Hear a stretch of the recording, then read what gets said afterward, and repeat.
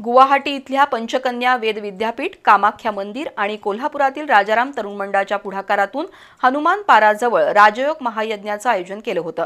26 ऑक्टोबरला सुरू झालेल्या या सोहळ्याची आज सांगता झाली। सर्वांचं कल्याण व्हावं, समृद्धी नांदावी असा संकल्प यावेळी सोडण्यात आला। गुवाहाटीमधील पंचकन्या वेद विद्यापीठ, कामाख्या मंदिराचे पुजारी आचार्य हरिप्रसाद उपाध्याय आणि कोल्हापुरातील राजाराम तरुण मंडळाच्या वतीनं 26 ऑक्टोबर ते 5 नोव्हेंबर पर्यंत समृद्ध भारत सिद्ध लक्ष्मी राजयोग महायज्ञाचं आयोजन केलं होतं। हरिप्रसाद उपाध्याय आणि त्यांच्या 12 सहकार्यांनी आहुती यज्ञ केला। देशातील सर्व नागरिक समृद्ध व्हावेत, विश्वशांती राहावी असा संकल्प सोडत महायज्ञाचा उपक्रम पार पडला। यापूर्वी वाई आणि भुईज इथं अशा धार्मिक उपक्रमांचं आयोजन केलं होतं। दरम्यान मंगळवारी भीमा सहकारी साखर कारखान्याचे अध्यक्ष विश्वराज महाडिक यांच्या हस्ते यज्ञात आहुती झाली।